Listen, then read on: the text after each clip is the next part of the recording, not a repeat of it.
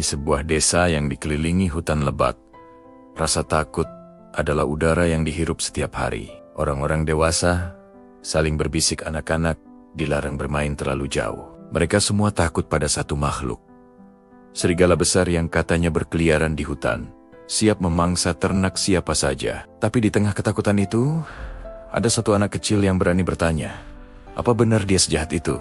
Anak itu bernama Lukas. Usianya baru 12 tahun. Dia bukan anak biasa. Teman-temannya mengenalnya sebagai anak yang pemberani.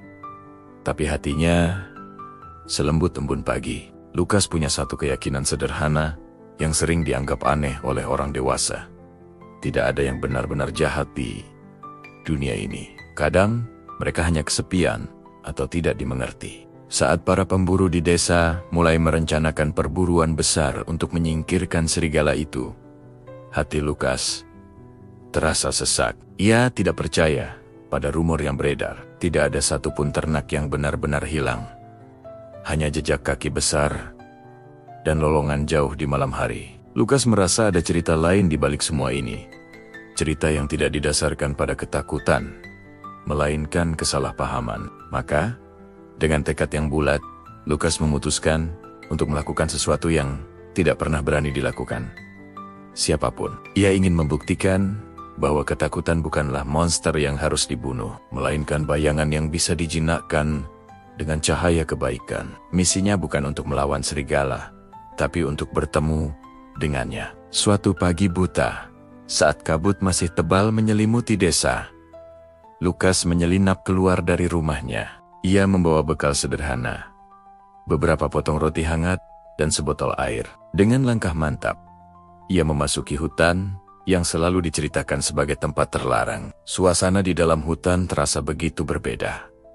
Sunyi, hikmat, dan magis. Udara terasa dingin, dan setiap gemerisik daun membuat jantungnya berdebar sedikit lebih kencang. Lukas terus berjalan lebih dalam, mengikuti jejak-jejak kaki besar yang ia temukan di tanah lembab. Semakin jauh ia masuk, semakin tegang suasana di sekitarnya. Tiba-tiba, dari balik kabut tebal di depannya, muncul sesosok bayangan besar, hitam legam, dengan sepasang mata kuning yang menatap lurus ke arahnya. Itulah dia, serigala yang selama ini menjadi sumber ketakutan seluruh desa.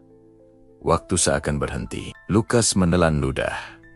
Seluruh tubuhnya menegang, jantungnya berdebar begitu kencang, seolah ingin melompat keluar dari dadanya. Insting pertamanya adalah berbalik dan lari sekencang mungkin. Tapi ia teringat tujuannya. Saat ia menatap lebih dalam ke mata serigala itu, ia tidak melihat amarah atau kebencian. Yang ia lihat justru sesuatu yang lain, semacam kesedihan yang mendalam. Dengan tangan gemetar, Lukas perlahan berjongkok. Ia mengeluarkan sepotong roti dari kantongnya dan meletakkannya dengan hati-hati di tanah, beberapa meter di antara mereka. Kemudian, tanpa suara, ia mundur perlahan, menjaga jarak aman. Serigala itu tidak bergerak. Ia hanya menatap Lukas, lalu ke arah roti, lalu kembali ke Lukas. Setelah hening yang terasa abadi, serigala itu melangkah maju dengan hati-hati, mengendus roti itu sejenak, lalu memakannya perlahan. Pertemuan pertama mereka berakhir tanpa kata. Hanya sebuah isyarat kecil dari pemahaman. Sejak hari itu, Lukas punya rahasia kecil. Setiap pagi, ia kembali ke hutan, ke tempat yang sama. Ari, Temi Ari, ia datang lagi.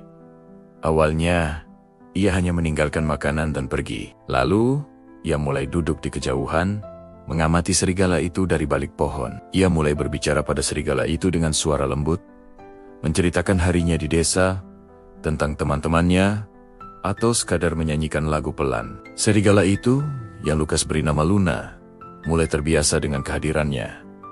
Jarak di antara mereka semakin menipis. Luna tidak lagi bersembunyi di balik kabut. Ia akan menunggu kedatangan Lukas, duduk dengan tenang, sambil mendengarkan celoteh anak itu. Lukas tidak pernah mencoba menyentuhnya.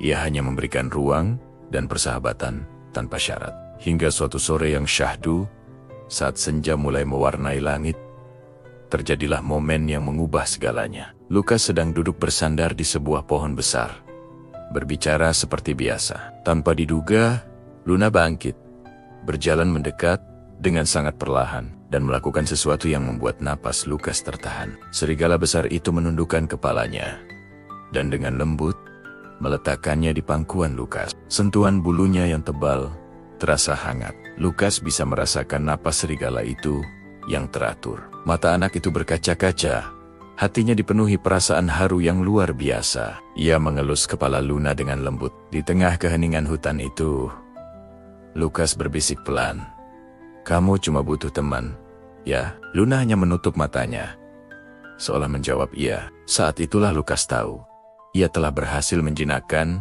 bukan seekor binatang buas, tapi sebuah kesepian yang dalam. Beberapa minggu kemudian, pemandangan yang tak terbayangkan terjadi di jalanan desa. Penduduk desa yang sedang beraktivitas sontak berhenti.